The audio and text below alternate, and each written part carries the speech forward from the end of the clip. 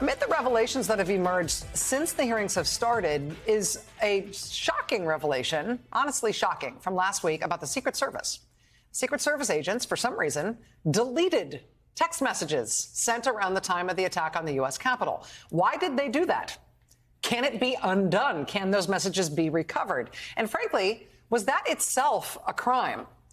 On those questions, we have some developments to share today. The Washington Post was first to report that the Department of Homeland Security's Office of Inspector General, which has oversight role over the Secret Service, they've apparently known since February that Secret Service text messages related to January 6th were improperly deleted. They've known since February, but for some reason they chose not to alert the January 6th investigation until now. Why is that?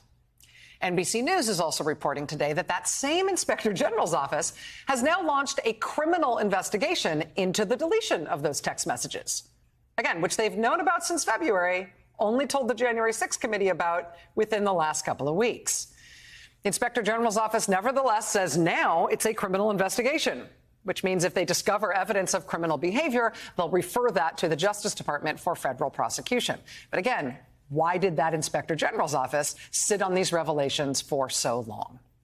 Now, the January 6th investigators themselves appear rather fired up about this turn of events. They say they want to find out more about the role some Secret Service agents may have played on January 6th.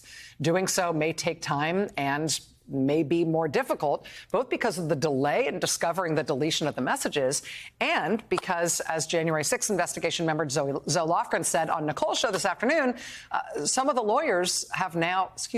Secret Service agents have now lawyered up. Watch.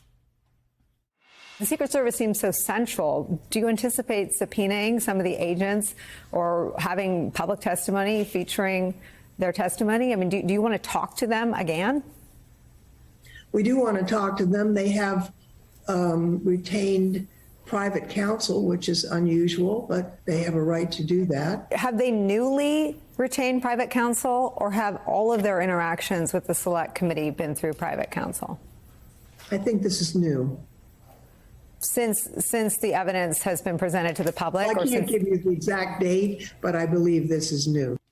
Kudos to our colleague Nicole Wallace for holding her jaw in place while the revelation happened in the middle of her show today.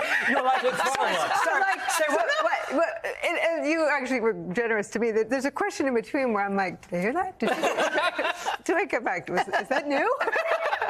Well, it was in my corner of the news cubicle world up on the fourth floor today. When that happened today on your show, it was like everybody's red flags just went straight up. Something just happened on Nicole's show. New revelation. New lawyers.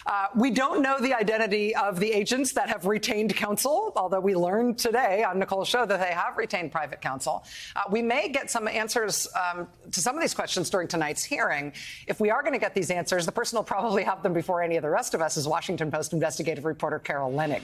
She is the author of Zero Fail, The Rise and Fall of the United States Secret Service. Carol, it is great to have you here with us tonight. Thank you.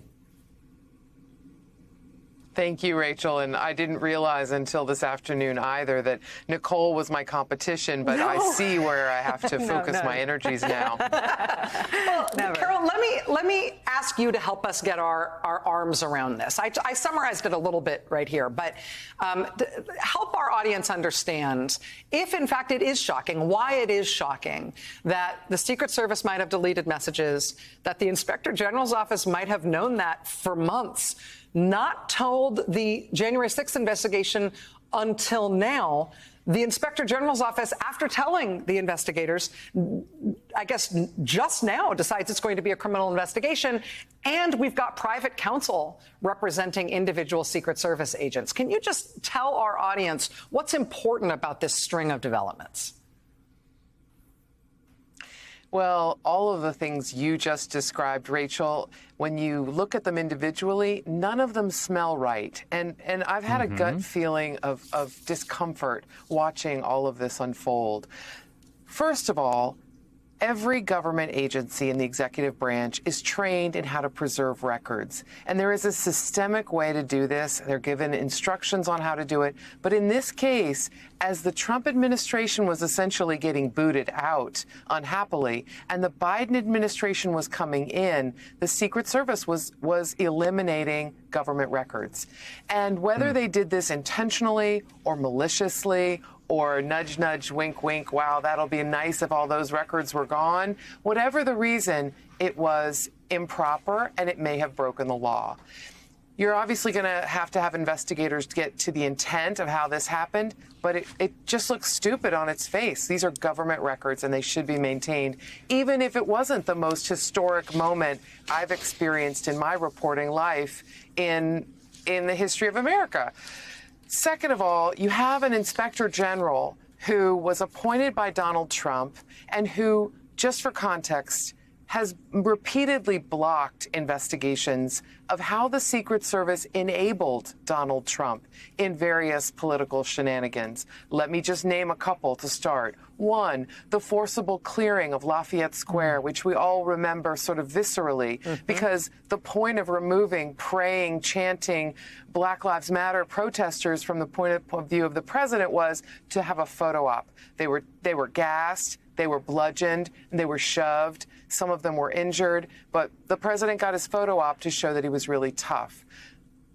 The Inspector General blocked an investigation of the Secret Service's role in that. They also blocked, this IG, and blocked an investigation into how the Secret Service enabled Trump in holding basically super spreaders, violating Secret Service protocol to have campaign rallies that Donald Trump wanted before Americans had access to a vaccine for COVID. Now we are here today. A January 6th committee, as at the tail end of scripting their season finale, learned something shocking. Records that could help corroborate what the president was doing, what Secret Service agents were hearing in real time in the days leading up to January 6th and on that day, are gone. Gone, baby, gone. And the January 6th committee obviously doesn't want to stop its season in mid-flow and rewrite the script. But they are determined to get to the bottom of this. And I imagine that won't happen tonight, but it will happen in coming weeks. Carol, you have zero competition. It was a lucky moment for me. But I want to ask you, Liz Cheney draws the parallel to September 11th in an interview, and she invokes something I remember very well when her father, Secret Service agent, whisked him out of the West Wing down to the Peacock. The rest of us were running out of the White House complex. He went down to the Peacock with Mary Madeline and the now famous images while President Trump was flying around. There was a 9/11 commission, and in their pursuit of documents, it would have been unfathomable that someone would have deleted anything because people knew in the moment that they were living through history. The very act of an agent whisking a protectee anywhere signals to the Secret Service more than anyone else that that's history in the making. What, in the most generous description, would have motivated the agency you've covered for a very long time to delete anything? You know, you and I have had this conversation before. I really try to stay away from speculating, but based just solely on reporting on them for 10 years and chronicling 50 years of their history. This is an agency that can, at times, be incredibly arrogant, believe that its proximity to the president, hey, we protect the boss and his family, that their proximity to that power makes them kind of above the law. But the point you make about history, here's what I'm noticing. Numerous people knew they were a little bit fragile inside the Secret Service when Joe Biden came in as president. Why were they fragile? They had enabled Donald Trump. They had allowed him to do things that weren't appropriate and sometimes that appeared to be illegal. They had roughed up protesters. They had endangered the lives of the public, the president's family, and Secret Service employees and other federal employees. They had engaged in a lot of activity to try to help Donald Trump, even on the day of January 6th, get up to the Capitol and challenge his vice president and fellow lawmakers by trying to set up a motorcade that day, as insane as that was, to try to deliver his wish, Donald Trump's wish, and take him up there. if you're a person who knows what all those records show of that time, you might be happy to see them go. And we don't know what's at the heart of this, but my history with the Secret Service is there are amazing patriots in this agency. There are incredible people devoted to their mission.